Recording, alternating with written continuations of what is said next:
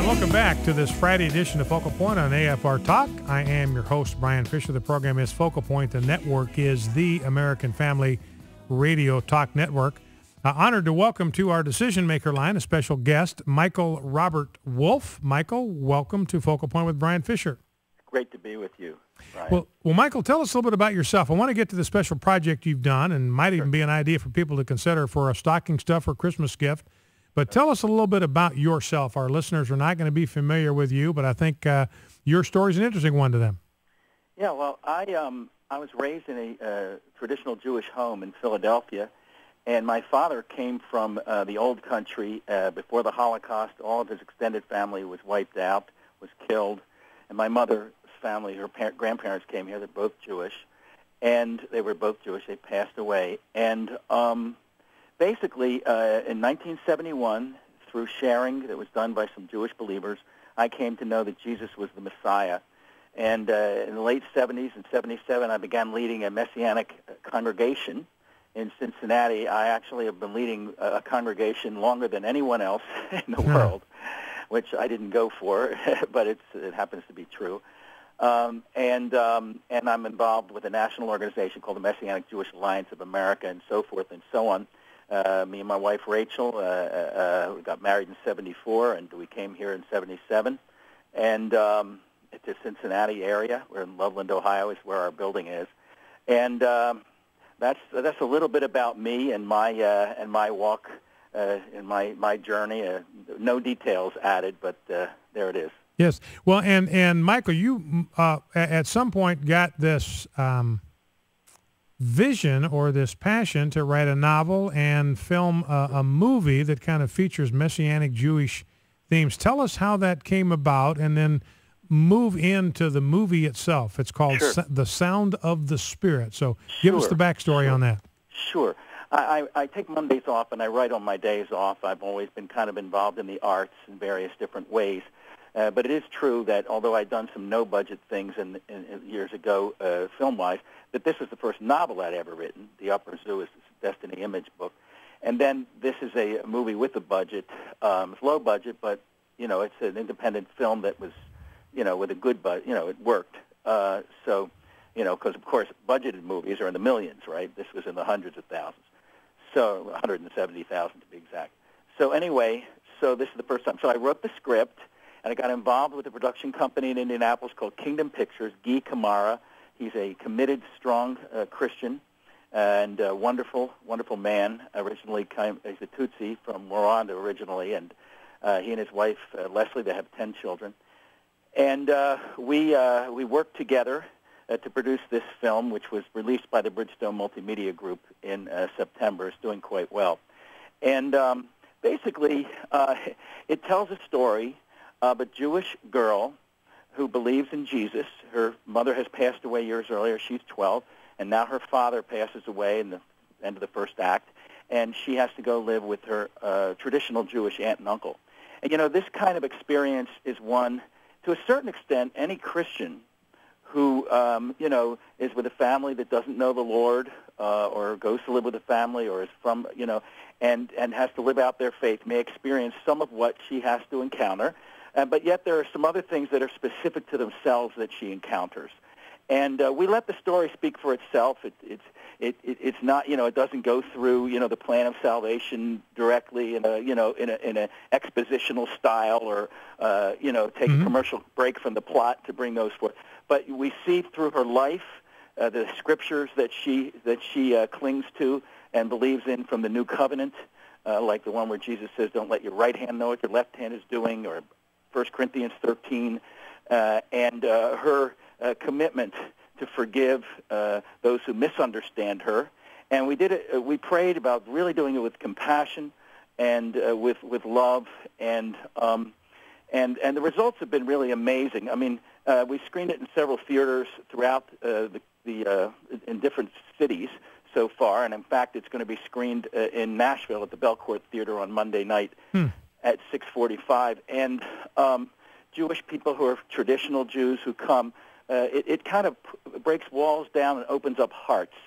It kind of softens hearts for the conversation, and it really it really causes people to think and to understand the heart, the commitment, the sincerity, the reality of the Messianic Jew. Because it's a sad fact that the Messianic Jewish community or Messianic Jews are probably the one group of people that Jewish people may not be so tolerant of. Mm-hmm. And some of that's because of some of the history, and we bring that out a little bit in the film in the beginning of, anti-Semitism and things that maybe many of your listeners may be familiar with, and some things that sadly even were part of, some of church history. But nevertheless, there's some really misunderstandings, and what the film does is it really tells her story in such a way that anybody can really see how real this faith is, and how real her walk with the Lord is, and how Jewish it is. I mean, that's for us.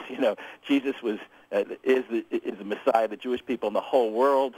He was Jewish, and Paul said, "I am the tribe of Benjamin from Israel." So we don't deny who we are, and so these are some of the things that the movie brings forth.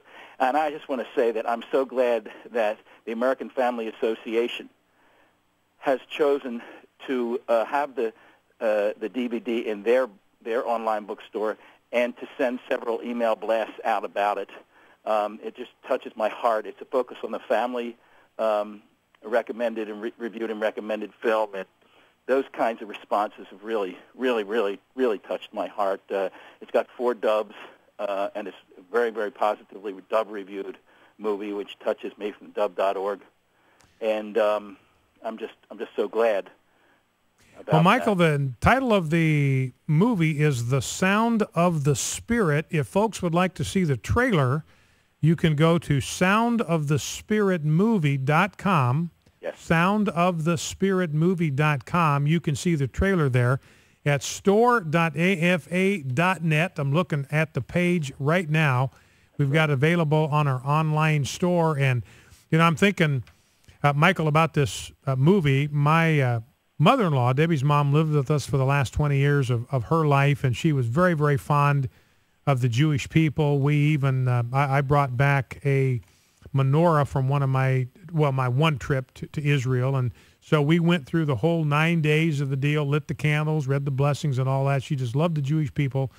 I've got a good friend back in Boise who is as Caucasian and non-Jewish as I am, but he got involved with a Messianic congregation in Boise because he loves the tradition that goes with it. So we may have a lot of people who are listening on this, Michael, that that may have a real love and a fondness for the Jewish people, for the people of Israel, and may want to get this movie for themselves. It'd be a terrific gift for someone they know would appreciate a movie like this. It's The Sound of the Spirit. You can see the trailer at soundofthespiritmovie.com. And you can go to our online store, store.afa.net. Just put in The Sound of the Spirit. It'll pop right up for you. Now, is it okay? Could I share where else they might be able to get it? Or do we sure. Absolutely. It isn't. Well, one of the good reasons to do this is because so many people are downloading movies now. So it's an iTunes movie, so that you can rent that or purchase that on iTunes. It should be on Netflix sometime soon, but it's not yet. But it is an iTunes movie, and it is available at Walmart.com and Amazon and other places. But I think that your listeners should get it at the American Family bookstore. So. Well, and we're very careful about the products that we list and catalog on the store. So that is a sign to people that this is a product that they can trust. Well, I've been talking here with Michael Robert Wolf. He's responsible for the new movie, The Sound of the Spirit. Soundofthespiritmovie.com. You can see the trailer there. You can go to our store as well as the other places that Michael mentioned and get a copy of this. Great time to think about it for the Christmas season. Well, Michael, thank you for taking a few minutes to talk with us about your project. God bless you. God bless you. Michael Robert Wolf, The Sound of the Spirit movie. Breaking news, Supreme Court has Fred Jackson, who's the director at One News Now, our news director, came in, gave me a breaking news that the Supreme Court is going to take up the Ninth Circuit Court ruling on California's ban on same-sex marriage. Now, that's a significant issue because that's a part of the California state constitution. And one judge set it aside. And the Ninth Circuit Court of Appeals, a federal appeals court, seconded what the lone judge had done. The judge who set it aside was himself a long-standing homosexual in a relationship with a homosexual partner really should have recused himself, because he was in a position, obviously, to award himself the tax breaks and so forth, the financial benefits that come with being able to get married. So he really should have recused himself. He was hardly an impartial judge, which is one of the key ingredients you look for in a judge. You don't want a judge that's got a stake in the outcome or is going to be biased toward one party or the other. Anything that causes impartiality into question is reason for recusal. But he didn't do it. He overturned the ban. Ninth Circuit Court of Appeals panel upheld it, and now the Supreme Court has decided they are going to weigh in. They are going to hear this case. So this is extremely important case. The Supreme Court going to hear that. We don't know when exactly the oral arguments are going to be heard, but we'll expect a ruling, obviously, by sometime next summer.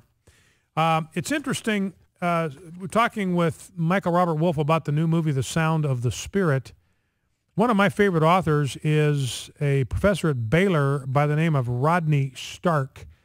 And Catherine Jean Lopez of National Review Online did an interview with him about the American people and the role of prayer. He's got a brand new book out called America's Blessings, How Religion Benefits Everyone. And he starts off by saying, look, you heard the Pew Research poll that 20% of the American people no longer have a religious affiliation.